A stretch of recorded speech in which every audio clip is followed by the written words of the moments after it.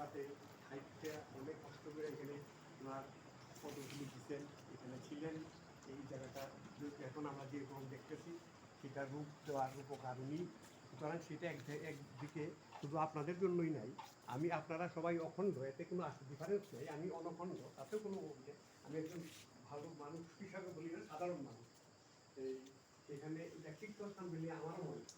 সুতরাং এটা যদি উন্নতি ভবিষ্যতে আরও হয়, আর এবার যদি আমি আসতে পারি সেটা আমারও ভালো লাগবে, ভবিষ্যতে বারে আসতে পারি আরও ভালো লাগবে।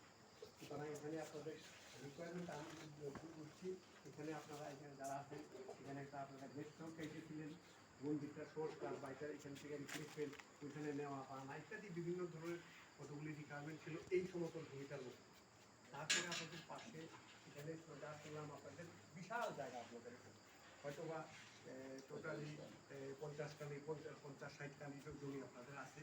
কিন্তু যা হবে সময়ের পরিবর্তনে বিভিন্ন সময় সবসময় তো নানা রকম কিছু থাকে, আমরা তাদের যে কথা বললে লাভ নাই, কিন্তু নানা রকমভাবে